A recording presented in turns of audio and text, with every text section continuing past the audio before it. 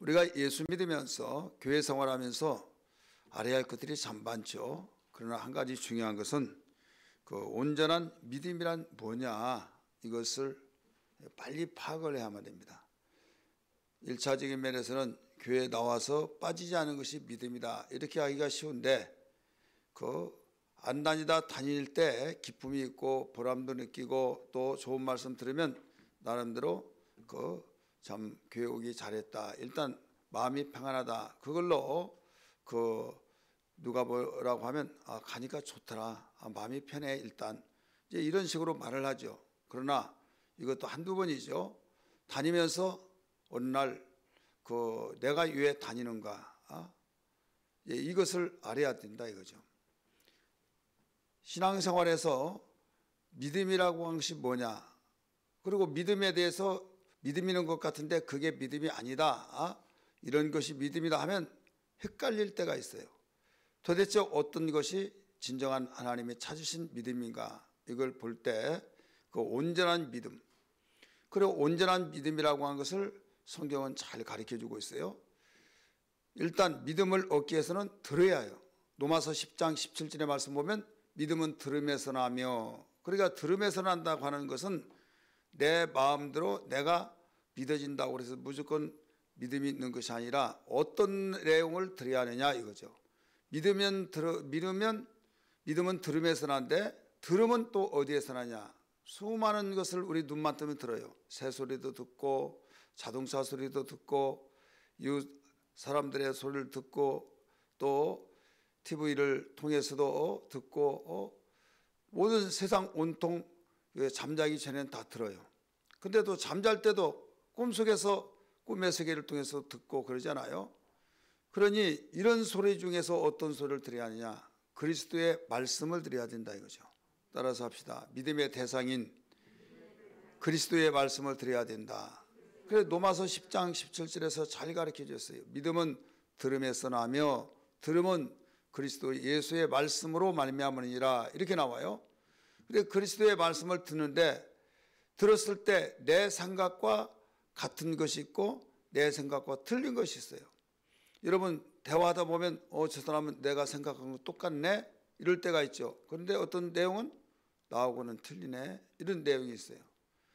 여러분 한 뱃속에서 나온 형제라 할지라도 생각이 다 다른데 어떻게 같겠습니까? 그런데 한 가지 중요한 것은 이 지구촌에 있는 모든 사람들, 과거 사람도 지금 사람도 앞으로 태어날 사람도 우리 믿음의 공통점은 믿음의 대상이 한결같이 똑같아요. 히브리서 12장 4절의 말씀 2절 보니까 믿음의 주요 온전케 하신 예수를 바라보자, 이런 말이 있음이 나와요. 믿음의 주 되신 예수를 바라보자. 그냥 얼굴만 찾아본 것이 아니라 그분을 바라볼 때 우리가 대화를 하고 또 그분과의 사귐이 있어서 말을 주고받고 그러지 않습니까? 그럴 때 그 소리를 듣는다 이거죠. 근데 이 듣는다고 하는 것은 소리를 통해서 들어요. 소리 속에서 들음에서 무엇을 발견하는가 하면 그분의 뜻을 발견하고 그분의 생각이 어떤 생각이란 걸 발견하게 되고 그분의 의지가 무엇이란 걸 발견해요. 그냥 뜻도 없고 의지도 생각도 없으면요, 이건 잡다한 소리지 이게 뜻이 담겨 있지 않기 때문에 들어야 할 이유가 없는 거죠. 여러분이 어떤 이야기를 실컷 이야기하고 막 하하호하는데 내가 오늘 뭐 하고 있었지? 남는 것이 없다 이거죠. 그렇게 막 하하호하고 막 너무 좋다, 배꼽을 움켜쥐고 막 웃고 하더라도 뭔가 참 좋은 것 같은데 돌아서면 허탈감에 빠지고 이게 참 내가 뭐 때문에 여기 와 있지? 이럴 때가 있지 않습니까? 마찬가지예요. 우리가 교회 생활을 하면서 내용을 듣지 아니하고 내가 왔다 갔다 하면 20년 30년이 되더라도 믿음 생활이 아니에요. 그래서 일단 잘 들어야만 됩니다. 왜? 하나님이 찾으신 믿음은 들음에서 나기 때문에. 그러면 듣는데 누구의 말씀을 드려야 된다고 그랬어요? 그리스도 예수의 말씀을 드려야 된다 이거죠. 근데 그 들음의 소리를 통해서 말씀을 통해서 말에는 여러분이 누구하고 대화를 하더라도 자기의 의사를 이야기하잖아요. 자기 뜻을 이야기하잖아요. 자기 생각을 이야기하잖아요. 그렇게 이 말 속에는 뜻과 의지와 생각이 담겨 있기 때문에 하나님도 말씀 속에서 그 당신의 뜻과 의지와 생각을 거기에 두고 말씀하시거든요. 그래서 하나님 말씀을 들을 때 하나님은 이런 분이구나, 이런 뜻을 가지고 계시구나, 이런 의지를 가지고 계시는구나, 이걸 발견하게 됩니다. 그럴 때 내가 가지고 있는 생각, 내가 가지고 있는 뜻, 내가 가지고 있는 의지, 이렇게 하고 싶은 의지와 하나님의 생각, 의지, 뜻을 비춰봤을 때 일치가 되는 것이 있어요. 또 상반된 것이 있어요. 그러면 충돌이 되죠. 상반되면. 그렇다면 어느 것 하나를 내려놔야 해요. 하나가 되려면. 내 것을 내려놓든지 주님 포기하세요. 나는 절대 포기할 수 없습니다. 이런 식이 될 수 있죠. 그런데 나를 포기하지 않고 주님한테 포기하라고 하면 이건 믿음이 아니에요. 내가 아무리 20, 30년 동안 가지고 있는 가치관, 철저한 철칙, 어떤 나는 이것만 가지고 살았다 한다 할지라도 하나님 말씀 듣고 보니까 하나님 생각하고 나하고는 틀리네. 그러면서 하나님의 생각은 진리예요. 진리는 영원히 변치 않은 거예요. 나는 분명히 진리 같은 확신을 가지고 살지만은 시대가 바뀌어지고 환경이 바뀌어지고 여건이 바뀌어지면 나중에 허무하게 끝나버린 것들이 많아요. 그래서 전지하신 하나님이 그 진리의 삶으로 자유를 가지라라고 말씀했어요. 그래서 하나님 말씀을 잘 일단 들어서 내 것을 계속 포기하고 내 것을 흘려보내야만 됩니다. 흘려보내서 누구의 것으로 확보를 해야 하느냐? 하나님의 말씀을 확보해야 해요. 하나님의 말씀 속에 뭐가 들어가 있다고 그랬어요? 생각과 의지와 뜻이 담겨 있다고 그랬어요. 그것을 가지고 있을 때 우리가 수년 동안 신앙생활을 하면서 여기에 내 것 가지고 있는 것이 하루아침에 없어지지 않잖아요. 이것이 여기에 정말 오염된 물이 있다고 한다면 저희 새로운 물을 유입해요. 유입하면 여기에 있는 것을 다 흘려보내고 또 이제 섞여져서 흘려보내다가 보면 어느 정도 시간이 지나면 여기에 있는 오염된 물은 다 흘러가버리고 새로 유입된 물로 채워졌다 이거죠. 그게 맑은 정수가 되는 거죠. 그렇다면 이 세상에 내가 가지고 있는 아무리 좋은 생각과 좋은 의지와 좋은 결단이라 할지라도 땅의 것이에요. 땅의 것은 여기에 어느 날 허무하게 되어지고 철칙같이 나는 절대지라고 생각했던 것이 무의미하게 참 비참하고 허무하게 끝나버린다 이거죠. 그런데 하나님의 말씀은 현실적으로 맞지 않는 것 같을지라도 어떻게 보면 추상적으로 느껴진 것 같을지라도 여기에 그 말씀이 현실로와 닿아서 그게 진리가 되고 생명이 되고 능력이 된다 이거죠. 그래서 하나님은 하늘의 것을 가지고 이 세상에 우리 주님이 오셔서 전해준 거예요. 여러분 땅의 것은요, 땅에 있는 것만을 생각하고 땅에 있는 것만을 가지고 모두 이 이론도 학문도 또 모든 가치관도 모든 문화 예술도 모두 여기에서 나온 거예요. 그러니까 땅에 사람들이 살고 있는 가운데 땅의 것 가지고 살 때는 무리가 없어요. 내가 땅에서 나서 우리 고향에 가서 고향에서 놀았던 그거 생활 가지고 놀면은요 무리가 있어요 없어요? 없죠. 너무 낯익고 익숙해진 거예요. 그런데 애국에 가가지고 애국 것이 우리의 도입해 흘러 들어왔을 때 예리 문화가 들어왔을 때 야 이런 것이 있어 이게 뭐야? 야 이게 뭐야? 너 미쳤어? 막 하면서 그런데도 어느 날 그 예리 문화를 받아들였을 때 너무 좋더라. 그러면서 우리의 것은 최고라고 했는데 밀려났다 이거예요. 그와 같이 하늘의 것은 상상을 초래해요. 정말 이럴 수가 있을까? 이치에 맞지도 않죠. 여러분 하늘의 것을 내가 가지고 있을 때 이건 받아들인다는 것은 도무지 현실적으로 맞지 않은 것 같죠. 그래서 하나님 말씀 듣기가 힘든 이유가 그런 거예요. 하늘의 것을 가지고 내가 이 땅에 산다 보면 복음화가 되어서 믿는 사람이 많이 있으면 괜찮은데 믿지 않는 사람이 태반이고 믿는 사람이 극소수다고 한다면 믿는 사람은 굉장히 어려움을 당합니다. 그래서 그 어려움을 당하지 않으려고 하면 어떻게 하느냐? 빨리 전도해서 믿음의 사람으로 그 확보를 해야 될 줄 믿습니다. 가정에서도 집안에서도 이웃에게도 마찬가지예요. 우리 민족적인 측면에서도 숫자 노름이라는 것이잖아요. 믿음의 사람들이 얼마나 많으냐, 하나님의 말씀 생활화 가진 사람이 얼마나 많으냐에 따라서 파워가 있는 거예요. 그래서 한국에 비도 그 복음이 들어왔을 때 수없이 피 흘린 그 순교자들이 나왔는데 지금 100여 년 되어진 가운데서는 이제 기독교가 낯익지 아니하고 이제 뿌리를 내리고 여기에서 예수 믿는 사람은 이런 거야 라고 당연히 여기기 위해서 무리가 없잖아요. 이게 우리는 그냥 거저 먹는 것 같죠. 왜? 믿음의 선배들이 피 흘려서 그 흘려놓은 이 밭을 일궈놨기 때문입니다. 이 복음의 빛을 진 거예요. 이제 갚아야 될 줄 믿습니다. 할렐루야. 그러면 이 믿음이 그 듣고 끝나는 것이 아니라 들었던 것을 생활화하는 거, 순종하는 거, 행함.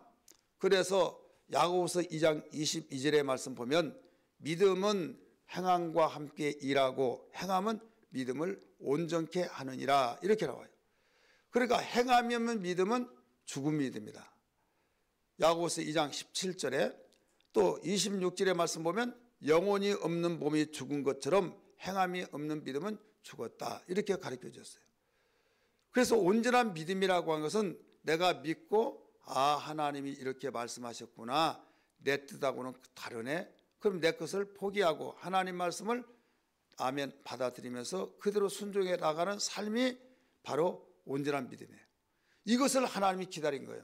이런 믿음이 있는 것을 하나님이 기뻐 받아주시고 책임져 주시고 돌봐주시고 밀어주시고 또 하나님께서는 그를 전폭적으로 지지하시고 그 모든 것을 하나님은 앞뒤 가릴 것 없이 장래까지 보장한 것을 믿으시길 바랍니다. 문제는 뭐냐면 이 모험이란 것이 있잖아요. 한 번도 안 해봤는데 어떻게 이건 도저히 현실적으로 안 맞아. 이게 우리에게 장벽이에요. 예를 들어서 이스라엘 백성들이 이제 가나안 땅, 약속의 땅이 얼마 남지 않았어요. 그래서 요단강을 이제 건너가야만 됩니다. 그때 장마철이었어요. 보리를 거둘 때이기 때문에 뚝이 넘실거리는데 요단강을 밟으라는 거죠.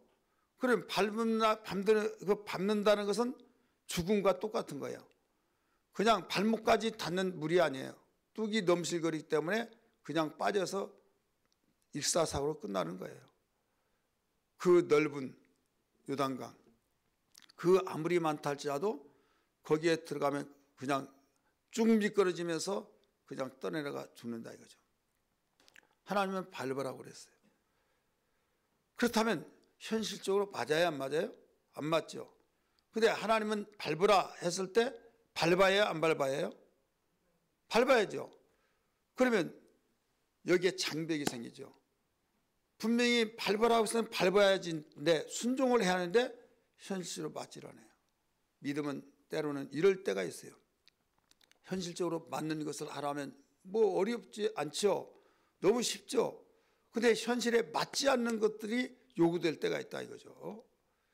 그러다가 보니까 여기서 네가 얼마만큼 믿느냐에 따라서 순종이 된다는 거죠. 그래서 순종이 제사보다 낫다 이렇게 일러주시고 있는 거예요. 그렇기 때문에 여기에서 요단강을 밟았을 때 죽으면 죽으리라고 하면서 밟았을 때 죽어야 하는데 안 죽더라 이거죠. 오히려 갈라지더라 이거죠. 깜짝 나자빠진 거죠. 그래서 믿음 생활은 경험해 본 사람만이 알 수 있는 거예요. 경험해 본 사람만이 담력을 얻고 한 번 경험했던 사람은 두 번째는 두려움이 덜하고 세 번째는 그보다 덜하고 나중에는 의뢰이 야 하나님이 또 일하시네 그러면서 담대하고 기뻐해 버린다 이거죠.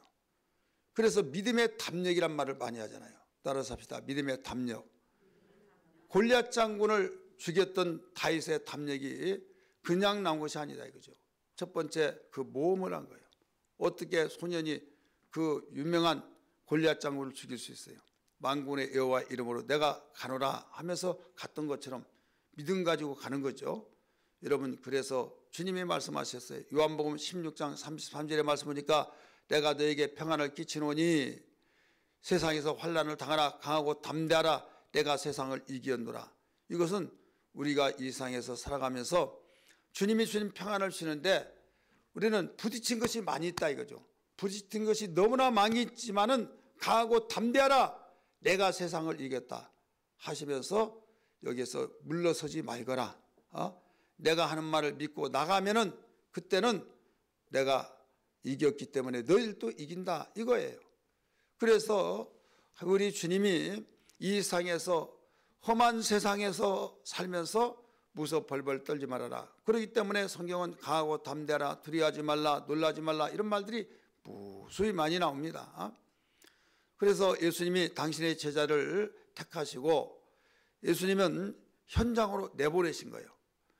이 현장이라고는 어디입니까? 넓은 의미에서는 여기에 세상으로 보내신 거죠. 제가 수없이 요사의 강조점은 우리 기독교는 어떤 그 속세를 떠나서 산속에 들어간 것이 아니라고 그랬죠. 오히려 이 세상으로 가라고 그랬어요. 그래서 세상에 가기 때문에 환경 속에 들어가는 거예요. 어려움 속에서 어려움에 있는 처지 형편이랄지라도 들어가라 이거예요. 피해서 도망다닌 것이 아닙니다. 어느 현장이든지 우리는 들어가서 거기에서 우리 믿음 생활을 하는 겁니다. 하나님께서 우리에게 주신 말씀을 따라서 순종해 나가는 삶을 살면은 막힌 것이 뚫려지고 맨 것이 풀려지고 닫힌 것이 열려진다는 걸 알아야 될 줄 믿기 바랍니다. 이 현장은 왜 주셨을까요? 일을 하라고 주신 거예요. 따라서 합시 일하라고 주셨다. 여러분 이 현장은 일터를 말하고 있는 거예요. 그래서 일터가 없다는 것은 가장 불행한 겁니다. 학교 다닐 때 우리 아들이 대학만 나와라. 그래서 그 비싼 수업료 들여서 대학을 보내고 졸업을 했어요. 이제 다 된 걸로 생각하는데 뭐가 또 대학 들어간 것보다 더 힘들어요? 시험난이 힘들죠. 취업이 되어서 사회생활하는 것이 현장이에요. 삶의 현장, 산업 현장에 들어가서 또 직장의 현장에 들어가서 생활을 할 때 비로소 여러분 우리 인생이 사회생활을 하게 된 거예요. 현장이 없다. 이것은요 자기를 움츠리게 만드는 거예요. 어깨를 피하는데 작아져요. 왜? 다른 사람 지금 일하는데 자기는 백수가 되고 자기는 할 일이 없어서 빈둥빈둥하고 이것도 하루 이틀이죠. 이건 죽을 맛인 거죠. 그래서 가장 행복자는 현장을 가지고 있는 사람이다. 믿으시길 바랍니다. 축구 선수가 그라운드가 없으면요 그런 이 선수에서 이미 이탈되어진 거예요. 그라운드라고 하는 현장이 있을 때 그런 행복인 거예요. 여러분 세상에서도 이런 현장이 있어야 하는데 우리 믿음의 삶의 현장이 얼마나 중요할까요? 믿음의 삶의 현장. 그래서 우리는 어디에서든지 말씀을 순종하는 삶의 현장이 되어야 될 줄 믿습니다. 전도의 현장, 기도의 현장, 또 봉사하는 현장. 우리는 내가 정말 일할 수 있는 그 믿음의 일을 할 수 있는 일거리의 그 현장이 있어야 된다 이거죠. 처음에는 교회를 다닐 때 안 다닌 사람이 다니면 기쁨이 있어요. 그런데 교회를 다니다 보면 나중에는 기쁨이 고인물이 되어진 것 같은 느낌이 나요. 그래서 그때부터는 기쁨이 없을 때가 있어요. 기쁨이 없을 때 성경 공부를 해보세요. 성경 공부니까 재미있어요. 깨달아져요. 너무 좋아요. 행복해요. 그런데 나중에는 또 이제 어느 정도 되니까 그걸로도 또 기쁨이 채워지지 않아요. 무엇을 해야만 채워질까요? 일을 할 때만이. 따라서 일할 때만이. 절대 일할 때만입니다. 기도를 아무리 많이 하더라도 여러분 현장이 없으면요 여기에서 기도에서 만족을 느끼지 못한 겁니다. 기도를 안 할 때는 모를지라도 기도를 할 때는 기뻤고 그런데 아무리 기도를 많이 하더라도 현장이 없으면 그 기도가 힘을 내지 못한 거예요. 여러분 밥 잘 먹고 소화 잘 시키고 그러면 일을 해야 하잖아요. 그런데 일할 것이 없으면요 이것이 기쁘지 않다니까요. 그리고 밥맛이 있네 없네 한 것은 소화를 시키지 않으니까 그래요. 그래서 밥맛 있네 없네 한 사람은 일을 안 해서 그래요. 그 사람은 일을 많이 해야 될 줄 믿습니다. 땅을 파고 막 군대 가면요 그냥 할 일이 없더라도 여기 땅 파라고 해서 땅 파면 또 한쪽에 가서 파고 저 메꾸라 하고 막 가만히 놔두지 않아요. 그래서 딴 생각을 없애고 땀을 쭉쭉 빼고 완전히 사역, 그래서 노가다라고 그래요. 얼마나 야 내가 이렇게 사회에서 정말 일을 했으면 또 부모님을 도와 일했으면 효자노들 이름 효자 소리는 듣는데 군대는 그냥 총만 쏘고 막 그런 줄 알았더니 그렇지 않더라 이거죠. 전쟁이 일어나야 총을 쏘죠. 정기 훈련을 받지만은 여러분 그냥 밥만 먹이고 오늘 할 일 없으니까 쉬어라 그게 아니다니까요. 여러분 교회 생활에서 현장이 없다가 보니까 온전한 믿음 생활을 할 수가 없는 거예요. 오늘 제목이 뭐예요? 현장으로 보내신 예수. 우리 한번 따라하십시다. 현장으로 보내신 예수. 그럼 오늘은 어떤 현장으로 보내셨을까요? 전도 현장을 보내셨어요. 따라서 합시다. 전도 현장으로 보내셨다. 전도 현장만 있고 현장은 아니에요. 어떤 때는 우리 봉사의 현장으로 갑시다. 그럼 봉사하는 거예요. 우리 보건사역 현장으로 갑시다. 그러면 우리 OK 운동에서 보건사역, 이 이웃의 지역사회 그 휴지 줍고 막 이게 현장이에요.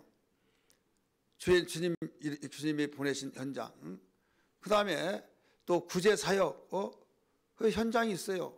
우리 화수일 날 정기적으로 전도 현장, 또 우리 셀장과 함께 셀장님들과 함께 모여서 우리가 셀 예배드린 예배 현장, 우리 셀 모임의 현장. 그래서 이런 현장들이 있을 때, 많은 현장이 있을 때 기쁨이 충만할 줄 믿습니다. 과거는 한 현장만 있었죠. 그래 하나 가지고는 살 수가 없어요. 그래서 이 투잡, 쓰리잡 막 이렇게 하고 있잖아요. 우리는 이제 투잡 또 이 쓰리잡까지 하는 사람은 바쁘고, 두 번째는 두 가지 뛰는 사람들도 의외로 많잖아요. 그 한 20년, 30년 전에 이 베트남 마을 갔더니 거의 쓰리잡을 한다는 거. 우리는 이해를 못했어요. 3번을 뛴대요. 직장 생활을. 집에 가서 찍고 밥 차려주고 또 다른 데 가서 거기 또 하고. 그래서 야, 그래 지금 30년 전이에요. 그런데 그게 바로 우리의 현실, 우리나라에 와서 움직여지고 있잖아요. 이렇게 그 부지런히 그 투잡, 쓰리잡을 하면서 한 사람은 수입이 많죠. 몸은 피곤한 것 같은데 이 수입이 많아지니까 위로를 받는 거죠. 거기에 대가를 다 받기 때문에 피곤한 가운데서도 기쁨이 있고 거기에 풍성하게 살게, 어려움 없이 살기 때문에 그 모든 것을 힘을 얻는다 이거죠. 그러나 나 힘들어. 나는 그래서 차라리 나는 안 먹고 나는 그냥 안 쓸 거야. 그러면 편한 것 같은데 누가 뭐 주나요? 안 주잖아요. 그래서 차라리 그게 더 어려운 거죠. 그래서 성경은 말하기를 일하기 싫거든 먹지도 말라. 그러면 영적으로 우리는 이렇게 생각을 했어요. 일하기 싫거든 먹지도 말라. 그러면 우리는 영적인 면에서 영혼도 먹어야 안 먹어요? 먹어야죠. 그러다면 우리 현장이 없다고 한다면 먹을 것이 없는 거예요. 자, 우리의 영혼의 양식은 하나님 말씀 듣고 아멘 아멘 이렇게만 한 것이 먹는 거 아니에요. 이것은 어린아이가 젖 먹는 거고 성인이 먹는 것은요 뭘까요? 하나님 말씀을 듣고 내가 현장에서 일을 해야 된다 이거죠. 봉사일을 하든 가르치는 일을 하든 전도를 하든 우리에게 달란트 주신 대로 일을 할 때 그것이 나에게 양식이 된 거예요. 하나님의 말씀을 내가 행하는 것이 나의 양식이라. 예수님이 그렇게 가르쳐 줬잖아요. 자, 천국 가면 살찔까요? 살 안 찐 상태일까요? 그 연상해 봤어요? 이런 생각도 한 번도 안 했습니까? 오늘 잘 오셨네요. 나는 이렇게 너무 기대한데 천국 가서는 나는 날씬하겠지. 나는 너무 날씬하니까 천국에서는 더 이뻐지겠지. 그런 것이 어딨냐고. 여러분 성경을 잘못 봐서 그래요. 나와요. 나온다니까요. 여러분 우리가 살찌고 안 찌는 것은 어디에 달려 있어요? 먹을 때요. 아무리 살찐 사람도요, 안 먹으면 살 빠지잖아요. 더 안 먹으면 꽉 말라서 너무 흉스럽게 되어지듯이 하나님 말씀을 먹어야 내 영혼도 살찐다니까요. 내 살은 참된 양식이요, 나는 하늘로서 내려온 참된 양식이요, 생명의 떡이라고 했잖아요. 그걸 먹어야 된다 이거예요.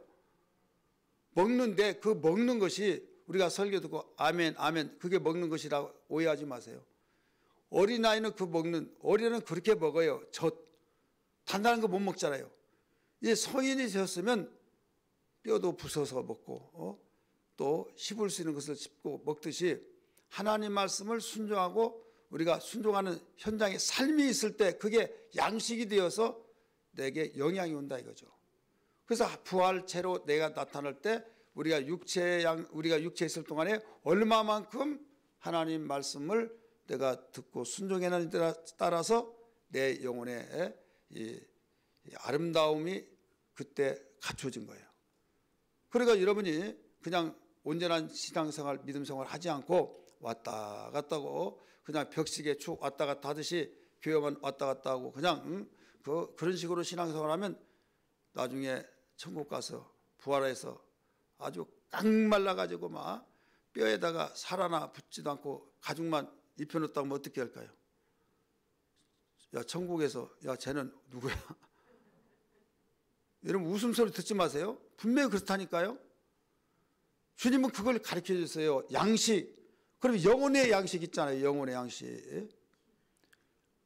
그래서 건강한 신앙을 이야기하고 있잖아요. 우리 이 세상에 있을 때만이 건강한 신앙이 아니라니까요.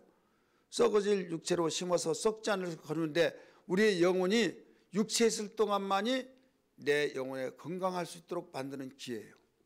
그 믿음 생활이 얼마나 중요한지 몰라요. 이런 봉사를 회피하지 않기를 바랍니다. 우리 충성의 그 현장을, 정말 영적의 현장이 없는 것을 정말 불행하게 생각하고 현장에 있는 것을 감사히 여기면서 맡겨진 사명을 감당하기를 주의 이름으로 축복합니다. 할렐루야. 현장이 없는 사람은 불행하고 현장에 있는 사람은 행복하고, 우리 옆에 분에게 집사님, 권사님 현장 있어서 현장이 있습니까 없습니까? 일단 그건 물어보세요. 현장이 있습니까 없습니까?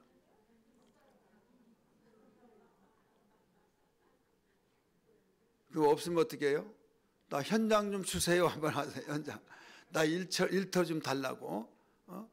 현장이, 자, 노인 되었을 때요, 젊어서 그렇게 열심히 일하다가 노인이 할 일 없으면요 나중에 허탈하고 나중에는 용돈 타서 쓰고 그러면요, 내가 용돈을 주어가면서 내가 살았던 사람이 용돈을 받아가면서 쓴다면 내가 어떻게 초라하고, 그래도 나이 먹다 힘이 있을 때는 어떨 때 힘이 있어요?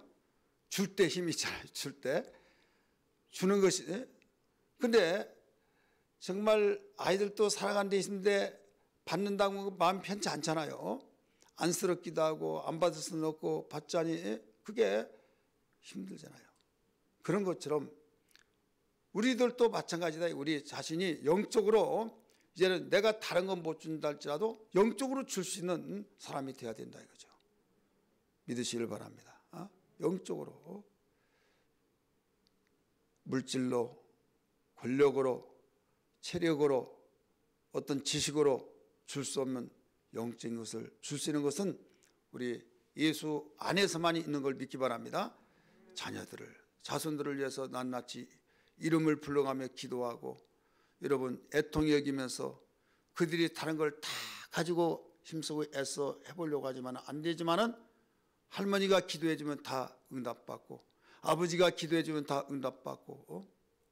어떤 집에 사업을 하는데요, 아들이 지가 잘나서 잘 된 줄 알았어요. 근데 그 아버지가 얼마나 기도 많이 한지 한 번은 너무 속이 상해가지고 이놈이 엉뚱한 소리를 하니까 기도가 안 나오더래요. 기도가 안 나가지고 나중에는 그래 네 마음대로 해봐라 이놈아. 그런데 나중에 일이 안 된다는 걸 느낌이 오더래요. 일거리도 없고 막. 그러더니 죽는 수를 나더래요. 너 일 안 되지? 너 몇 월 며칠부터 안 됐지? 깜짝 놀라더래요. 그냥 안 되지 그러면 그럴 수도 있잖아요. 근데 몇 월 며칠부터 안 되지? 예? 어떻게 하셨냐고 쭉 이야기했더니 나중에 그 계산을 해봤더니 그때 자기는 화가 나서 막 이래서 아버지하고 충돌이 되는데 아버지 너무 상처를 받은 거예요. 기도가 안 돼가지고 그래 내가 기도를 해줬을 때가 안 해줬을 때 어떻게 되는가 한번 봐라. 그런데 날짜까지 이야기하면서 했더니 정말 맞거든요. 나중에 이제 그거 알았으면 됐다 해가지고 주여 하면서 이제 기도를 하기 시작한 거예요. 눈물버리게 기도하고 나중에는 이제 일이 될 거다 전화를 해줬어요. 근데 뭐 그런가 보다 환경이 흘렀는데 일이 들어오면서 너무나도 일이 잘 풀려지더라 이거죠. 그때부터요 아버지 힘없는 아버지가 아니라 강력한 아버지가 됐어요. 강력한 아버지. 이게 뭐냐면 영적이에요. 믿으시길 바랍니다. 우리는 줄 수 있는 신앙 돼야 될 줄 믿습니다. 우리 기도의 현장을 가지기를 주의 이름으로 축복합니다. 오늘 예수님은 전도의 현장을 제자들에게 주었어요. 두 명씩 짝을 지어서 보냈습니다. 보냈는데 거기에서 그 오늘 본문의 말씀처럼 이런 말씀을 하셨어요. 지팽이 위에 어떤 것도 가지지 말라. 지팽이 위에 예를 들어 양식도 가지지 말라. 배낭도 가지지 말라. 전대를 가지지 말아라. 전대는 대부분 무엇을 넣어요? 돈을 넣고 귀중품 넣죠. 그런 걸 가지지 말아라. 우리 성경 볼까요? 먼저 우리 봅니다.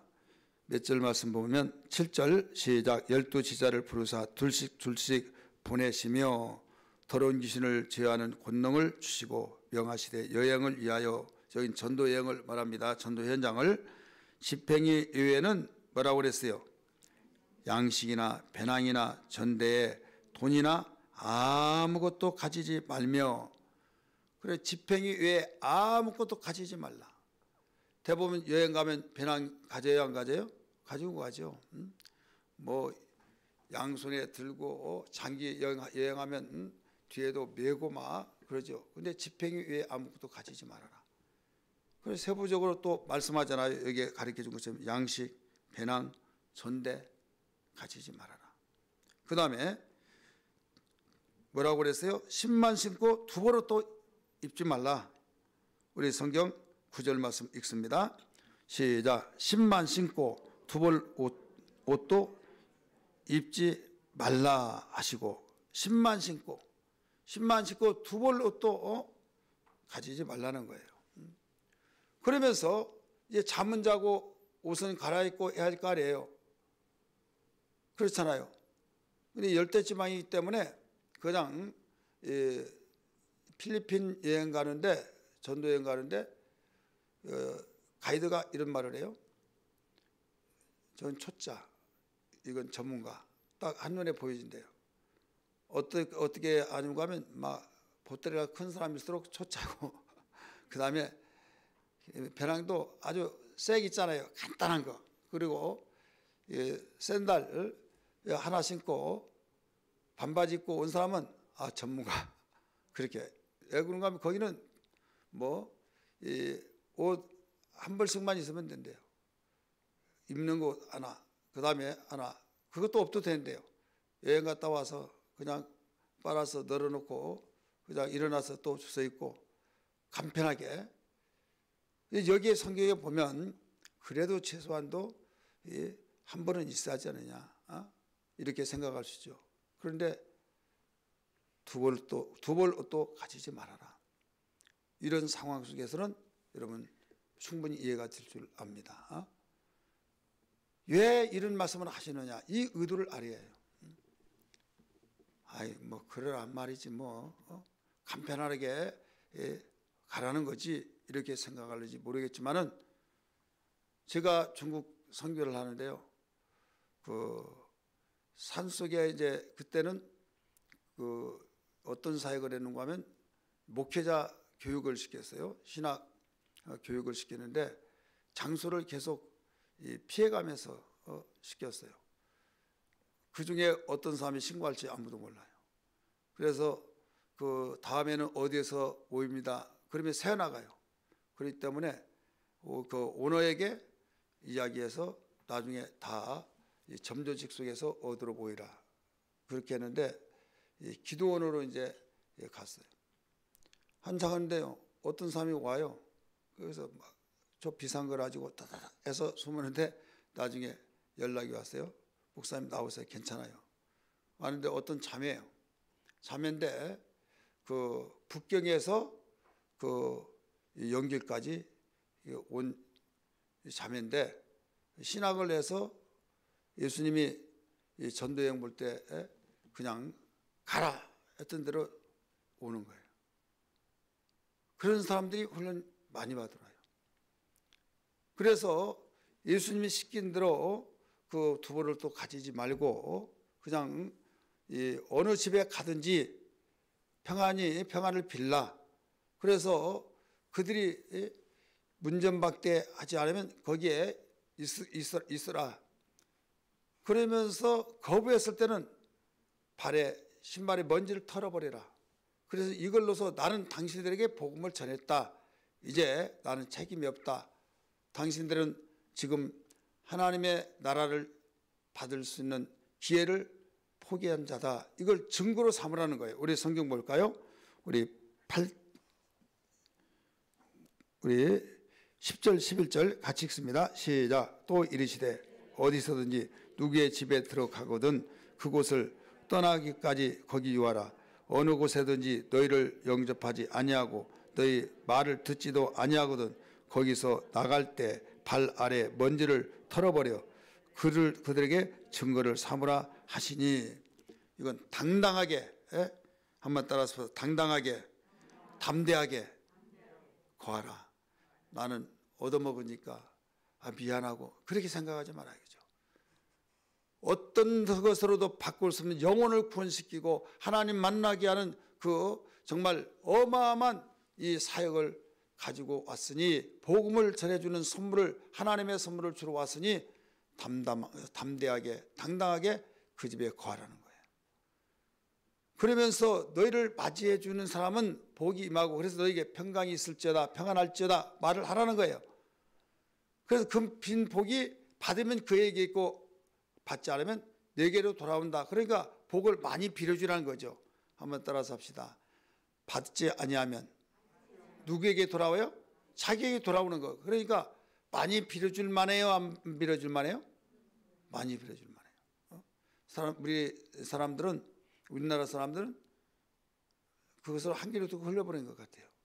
그런데 정말 이 믿음을 가진 사람은요, 진지하게 아주 많이 풍성하게 막 복을 빌어주는 거죠.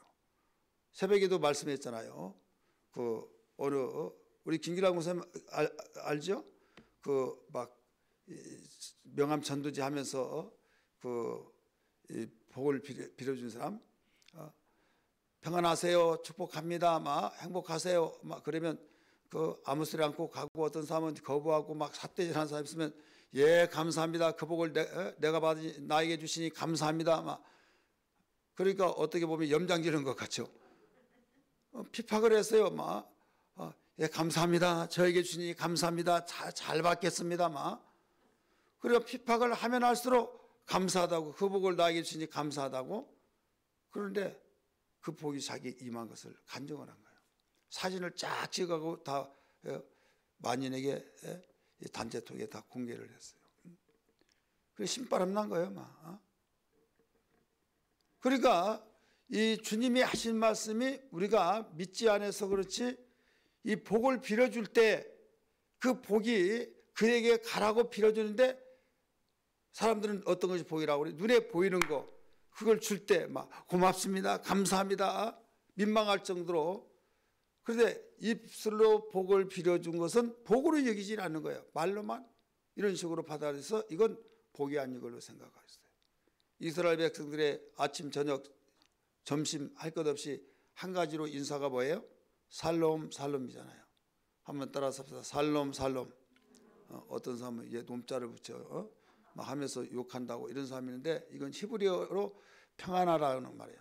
평안, 평강, 행복하라는 거죠.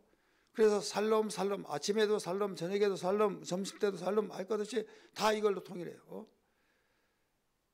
한 번도 바뀌지 않았어요. 예수님 전에도 예수님 이후에도 지금도 앞으로 태어났으면 계속 살롬으로만 다 통하는 거예요. 이 복을 주는 거죠. 그래서 이렇게 평안을 빌어라, 살롬으로 빌어주라 이거예요. 그걸 받아들인 사람은 다 그에게 임하지만은 받아들이지 않으면 너에게 임할 것이다. 그러니까 실컷 빌어주는 거죠. 이걸 거부할 때는 나는 증거로 삼겠다고 하면서 먼지를 탈탈 털어버리라는 거죠. 그러면서 오늘 여기에서 무슨 말씀을 하시고 있습니까? 12절 우리 어떤 말씀인가 하면 무기를 사용하라는 거예요. 한번 따라합시다. 무기를 사용하라. 현장에 가서 이제는 무기를 사용하라. 오늘 현장으로 보내시면서 우리가 잊지 말아야 할 것 정리합니다. 첫째, 둘씩 보냈다. 이것은 함께 하라는 거예요. 함께. 한번 따라서 함께 하라. 동역자끼리 함께 하라. 또 내가 너희들과 함께 한다. 이런 뜻이에요. 그러니까 나 혼자라 할지라도 내가 함께 하고 있다. 그리고 한 사람은 복음을 전하고 한 사람은 기도하고 한 사람은 옆에서 돕는 자가 있다. 이것을 항상 알아야 된다 이거죠. 두 번째, 집행위 외에는 어떤 것도 가지지 말아라. 이것은 집행위는 무엇을 의미합니까? 권능을 말하고 있는 거예요. 권세와 능력. 한번 따라합시다. 권세와 능력. 개혁성경에서는 권세라고 나왔어요. 지금 우리 개정판에서는 권능, 권세와 능력을 합쳐서 말하고 있는 거예요. 지금 앞에서 여기에 말씀을 보시면 어떤 내용이 나온가 하면 8절에 명하시되 여행을 위하여 집행위 외에는 양식이나 배낭이나 전대에 돈이나 아무것도 가지지 말며. 이것은 무엇만을 가지라는 거예요? 집행위 외에는 가지지 말라. 그런데 이 집행위가 무슨 의미가 있다고 그랬어요? 권능이다. 이 권능을 가지고 이제 무기를 삼는데 여기에 13절에서 많은 귀신을 쫓아내며 많은 병자들에게 기름을 발라 고치더라. 권능의 역사로 일하는 거죠. 이것이 무기가 된다 이거죠. 이거 무기를 사용하라는 거예요. 집행위 외에 어떤 것을 양식이나 전제나 배낭이나 어떤 것을 가지지 마라. 이걸 가지면 얼마든지 너는 일터에서 일할 수 있다. 일하게 된다 이거예요. 그래서 주님은 집행위 외에 어떤 걸 가지지 말아라 이거예요. 모세의 지팡이를 기억하시면 아멘 하시기 바랍니다. 바다를 가리켰을 때 바다가 갈라졌고 바로 앞에서 던졌을 때 뱀이 됐고 또 잡았더니 지팡이가 되었고 그게 무슨 뜻이에요? 필요할 때는 쓰면은 능력이 되고 또 일거리가 없을 때는 나에게 바로 허전하다는 거죠. 그러니까 뭔가 가지고 다닐 때 의지가 된다는 거죠. 하나님의 권능이 나의 의지예요. 믿으시길 바랍니다.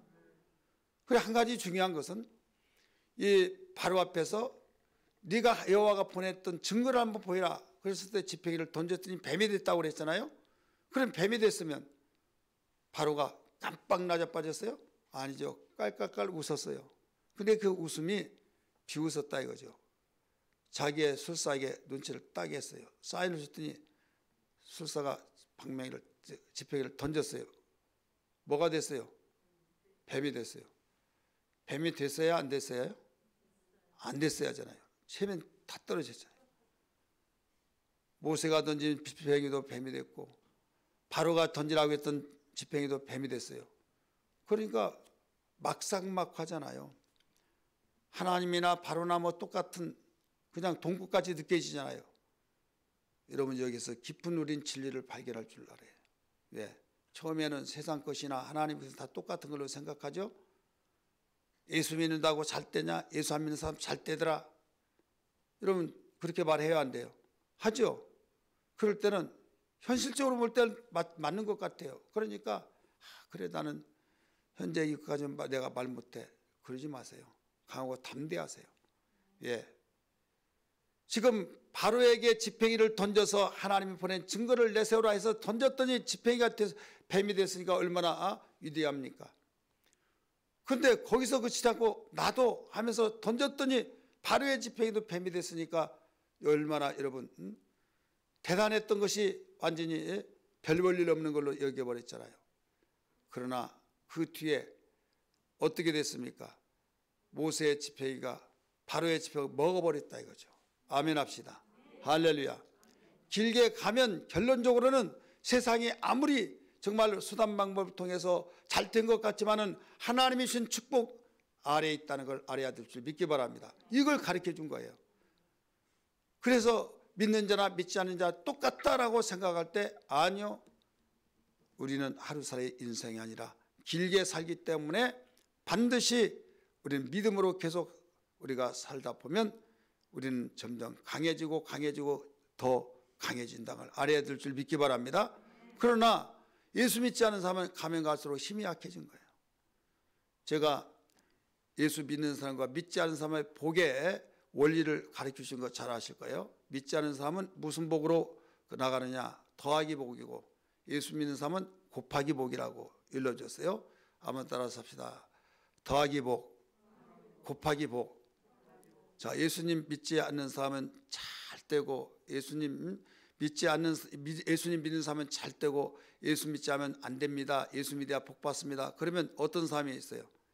예수 믿는다고 살 때 거짓말쟁이들 말하지 마라. 예수 믿는 사람이 거지처럼 살더라. 예수 믿는 사람 믿지 않는 사람 더 잘 살더라 막 그래요. 그러면 모르는 소리 하지 마세요. 그런 것만 봐서 그렇죠 막 이렇게 할 필요 없어요. 아 그러시군요. 그런 사람 많죠. 그런 사람 보면 그런 것 같을 거예요. 그 말이 맞아요. 인정해 주세요. 그리고 인정받으면요 화나다고도 화 안 내요. 근데 막 부득부득 이기면서 내가 이긴 줄 알고 왜? 그것만 봐서 그렇지 예수 믿지 않으면 절대 안 된다고 그러면 그 사람 볼 때요 자기 주변에 예수님 안 믿고 또 다른 사람 볼 때 예수 믿는 사람 보면 예수 믿는 사람은 다 어렵게 살고 예수님 안 믿는 잘 살고 그것만 보이니까 예수님 안 믿는 사람이 더 잘 살게 되고 잘 살게 되고 복 많이 받은 걸로 보니까 예수님 안 믿는 사람이 더 잘 된다 이렇게 주장할 때 자기의 생각이 맑고 자기 말하기 옳다고 하잖아요. 그럼 예수님 믿는 사람은 그 말도 맞는데 예수님 잘 믿는 사람이 잘 되고 든 사람도 많이 있다 해서 아니라고 주장하면 안 된다 이거죠. 맞습니다. 우리 한번 따라합시다. 맞습니다. 인정해 주라 이거죠. 근데 거기서 잃어버리지 말라. 그것은 사장이면 사장님, 사모님은 사모님이라 하면서 근데 1단계를 보아서 그렇습니다. 1단계. 근데 1단계만 있는 것이 아니고 2단계가 있습니다. 이렇게 하세요. 그러면서 또 어떤 사람에게 예수님 잘 믿으면 축복받고 예수님 안 믿으면 축복 못 받습니다. 그래 예수 믿으라면 어떤 사람은 이런 사람이 있어요. 예수 뭐 잘 믿는다고 잘 축복받느냐? 제가 어떻게 하는 거에 따라서 다르지. 다 똑같더라고. 예수 믿는 사람 안 믿는 사람 다 똑같다고 막 이런 사람도 있어요 없어요? 있죠. 여러분 이 세상은 그렇게 움직여지고 있어요. 그러면 또 뿌득뿌득 이기지 마시고 예 맞습니다. 또 이렇게 해주세요. 한번 따라서 예 맞습니다. 근데 무엇을 봐서 그래요? 2단계를 봐서 그렇습니다. 2단계. 그 왜 1단계, 왜 2단계냐면 예수님 믿지 않은 사람들은 뭘로 나가요? 플러스. 예수님 믿는 사람은 곱하기로 나가는 거예요. 1 더하기 1은 몇이에요? 2. 1 곱하기 1은 몇이에요? 이제 산수 공부를 좀 해야겠네요. 1 곱하기 1은 1이에요. 우리는 곱하기로 나가는 거예요. 1 더하기 1은 2죠. 그래 2가 더 많으니까 그 사람이 맞는 거예요. 예수님 안 믿는 사람 더 잘 된다는 거예요. 2가 더 많으니까. 그러면 2 더하기 2는 몇이에요? 2죠. 2 곱하기 2는 몇이에요? 2 더하기 2는 4죠. 그럼 2 곱하기 2는 몇이에요? 4. 똑같잖아요. 이제 예수님 잘 믿으면 축복받고 예수님 안 믿으면 축복 못 받는다 그러면 이제 어떤 사람은 받는 거 받기는 받는데 뭐 조금 받은 것 가지고 뭐 그러냐고 그런 사람이 있어요. 맞습니다. 그래요. 그러면 3단계만 봐서 그런다고 그래요. 3단계. 예.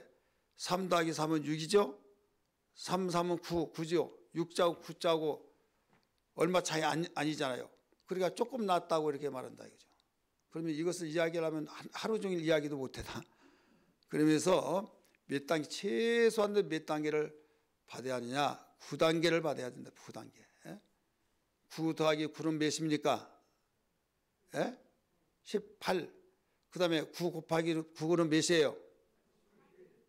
9, 9, 81. 18을 거꾸로 확 뒤집어 봐요. 81이잖아요. 그러니까 이건 역전이에요, 역전. 그러니까 이건 따라올 수가 없어요. 100단계를 해보세요. 100단계. 100단계는요. 100 더하기 100 해봤자 200분이 안 돼요. 100 곱하기 100 해보세요. 만이에요, 만. 어떻게 200이 만을 따라와요? 그러니까 예수 안 믿는 사람은 아무리 날고 뛰고 완전히 어떤 인공위성을 타고 다니다 할지라도요. 예수 믿는 사람 복 따라갈 수가 없어요. 믿으시면 아멘 하십시다. 할렐루야. 이게 예수 믿는 사람의 복이에요. 그러니까 처음에 1단계에서부터 왜 예수 믿는 사람이 복 주신다고 얘 안 주시냐고 그냥 거기서 방방 뛰지 마시고요. 단수를 좀 올리세요. 단수를 올리려면 뭐가 올라가요? 온전한 믿음, 삶의 현장이 있어야 된다. 이거. 하나님은 너무나도 정확하게 가르쳐 줬어요. 많이 심는 자는 많이 거두고 적게 거둔 자는 적게 거둔다 이렇게 말씀하셨어요. 그래서 하나님께서는 왜 이 현장을 주시느냐? 축복하시기 위한 거예요. 말씀 한마디로 천지를 지으신 분이 무엇을 못하겠어요? 왜 우리에게 정말로 연약한 우리에게 사자와 같이 이리가 들거린 거기에서 전도하라고 합니까? 핍박을 받고 순교당하고 그런 걸 보시면서도 우리에게 축복하시기 위해서 영광을 얻기 위해서. 그래서 그 험지에 가서 일한 거하고 편안한 자리에서 일한 거하고 여러분 군대 가면요 공수부대가 있어요. 그러면 그들은 똑같은 월급에다가 플러스 무엇을 주냐면 생명수단을 줘요. 낙하할 때 그 위험 죽을 위기에서 그 목숨 걸고 훈련받았다 해가지고 한 번 뛸 때마다 얼마 계속 막 월급이 팍팍 올라가는 거예요. 험지에서 싸울 때 일할 때 수당이 높아져요. 우리는 어려운 일일수록 힘은 들지만은 여기에 하나님께서 놀라운 축복의 영광이 있고 축복된 것이 있다는 걸 알아야 될 줄 믿기 바랍니다. 대신 안전장비가 있어요. 내가 너와 함께함이라 세상 끝날까지 함께하리라. 할렐루야. 하나님이 함께하신데 보호하시고 호위하시고 인도하시고 밀어주시고 이끌어주시고 여러분 우리에게 얼마나 큰 축복입니까? 두려워하지 말라고 그랬어요. 오늘 여기에서 그 수많은 죄악 가운데서 마귀의 속을 해서 있는 자를 끄집어내는데 악한 마귀에 의해서 꼼짝달싹 없이 거기에 나오지 못해서 죽어가는 그들을 끄집어내라는 거죠. 무엇을 주셨어요? 권능을 주셨다 이거예요. 지팽이는 권능의 지팽이. 그래서 이 지팽이 외에는 아무것도 가지고 가지 말아라. 두버릇을 가지고 가지 말아라. 그리고 신발만 신어라. 신발은 뭡니까? 복음을 말하고 있는 거예요. 따라서 복음. 지팽이와 복음이 우리에게 전도 현장. 우리는 현장 속에 일할 수 있는 무기인 걸 믿기 바랍니다. 오직 우리에게 많이 배우지 못했다 할지라도 기술이 없다 할지라도 하나님께서 보내신 현장 속의 무기는 복음과 그 다음에 권능이 우리에게 최상의 무기인 것을 기억하면서 주님 나를 보내소서 가라고 하면 주여 감사합니다. 나를 보내준 걸 감사합니다 하면서 받아들이면서 현장이 있는 것을 행복으로 생각하고 감사로 여기고 열심히 우리가 복음을 증거할 수 있는 신앙이 되어야 될 줄 믿습니다. 화요 전도, 수요 전도 현장을 여러분 가지고 있는 것을 행복하게 여기기를 주의 이름으로 축복합니다. 애광교회는 이 현장을 개척해서 여러분에게 지금 함께 하자고 하고 있지 않습니까? 이것이 나에게 무거운 짐이 되면 안 되는 거예요. 여러분 일터가 기쁘게 여기야지 정말 일터를 내 팔자에 하면서 손에 물 하나 묻히지 않고 살아가려고 하는 사람을 부러워하는 사람은 옛날 구시대 사람입니다. IMF를 알지 못했을 때 일하지 않고 잘 사는 사람 보면 정말 무슨 팔자가 지는 팔자 좋은 팔자 있나. 손 하나 물 묻히지 않고 산삼을 너무 부럽게 얘기하는데요. 제가 그 당시 그랬어요. 은행도 망합니다. 일하는 것이 행복입니다. 그러면요 받아들이질 않아요. 은행이 왜 망하냐. 다른 거 다 망해도 은행은 안 망한다는 거예요. 예, 무조건 돈 찍어내면 된다는 거죠. 모르는 소리 하지 말아라. 유럽 서구에서는 은행이 망해가지고 문 닫고 그랬다. 그리고 은행 이런 이야기도 했어요. 이제는 돈을 은행에 맡기면 돈을 내야 할 시대가 온다. 그런데요, 뭔 그런 이야기. 이자가 얼마나 비싼데.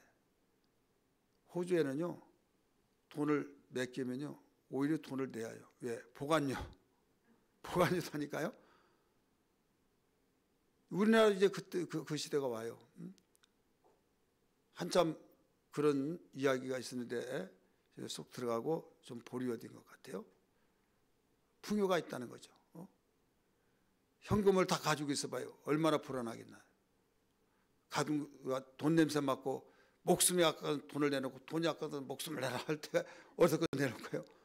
그러니까 안전하게 은행에다 맡기면 보관료 얼마, 수수료 띄고